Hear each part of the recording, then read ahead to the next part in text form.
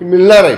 त्यामुळं आज मिळतील, उद्या मिळतील, एक दिवस आधी मिळतील, एक दिवसाच्या नंतर मिळतील, पण हे 100% पैसे मिळणार आहेत. मित्रांनो नमस्कार. मित्रांनो, ज्या कुटुंबाचं आर्थिक उत्पन्न हे 2.5 लाखापेक्षा कमी आहे अशा कुटुंबातील महिलांना आर्थिक मदत व्हावी या उद्देशानं गेल्या वर्षी लाडकी बहीण ही योजना सुरू करण्यात आली आहे. या योजनेअंतर्गत लाभार्थी महिलांच्या बँक खात्यामध्ये दर महिन्याला 1,500 रुपये जमा करण्यात येतात.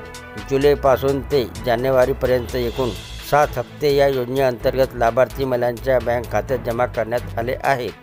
या योजनेला महिलांचा प्रचंड प्रतिसाद मिळाला. राज्यात पुन्हा एकदा महायुतीचं सरकार येण्यामध्ये देखील या योजनेचा मोठा वाटा असल्याचं बोललं जात आहे.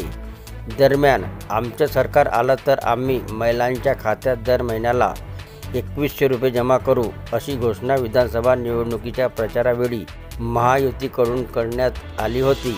आता राज्यात पुन्हा एकदा महायुतीचं सरकार आलं आहे. त्यामुळे लाभार्थी महिलांच्या बँक खात्यामध्ये 2100 रुपये कधी जमा होणार याकडे संपूर्ण राज्याचं लक्ष लागलं आहे. येत्या अर्थसंकल्पानंतर महिलांच्या बँक खात्यामध्ये 2100 रुपये जमा होण्याची शक्यता आहे. मात्र दुसरीकडे जर महिलांच्या खात्यात 2100 रुपये जमा केल्यास त्याचा मोठा आर्थिक ताण हा अर्थव्यवस्थेवर येऊ शकतो असं देखील बोललं जात आहे. इतर योजनेचा पैसा हा लाडकी बहीण योजनेकडे वळवल्यानं इतर योजना ठप्प झाल्याचा आरोप विरोधकांकडून सुरू आहे. त्यामुळे ही योजना ठप्प होणार का अशी देखील चर्चा सुरू झाली आहे. याबाबत आता मोठी अपडेट समोर आली आहे. मंत्री शंभूराज देसाई यांनी या योजनेबाबत बोलताना मोठा खुलासा केला आहे. लाडकी बहीण योजनेमुळे काही थकीत नसल्याचं त्यांनी म्हटलं आहे. लाडक्या बहिणी गोरगरीब कुटुंबातील महिला आहेत, त्यामुळे ही योजना सुरू राहणार असल्याचा खुलासा त्यांनी केला आहे.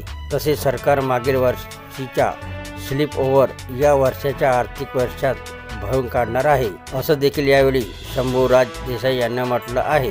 फेब्रुवारीचा हप्ता देखील लवकरच लाडक्या बहिणीच्या खात्यात जमा करण्यात येईल अशी माहिती पण त्यांनी दिली. तर ही होती मित्रांनो लाडकी बहिणीबद्दलची नवीन माहिती. व्हिडिओ आवडला असेल तर चॅनलला सबस्क्राईब करायला विसरू नका. जय महाराष्ट्र मित्रांनो.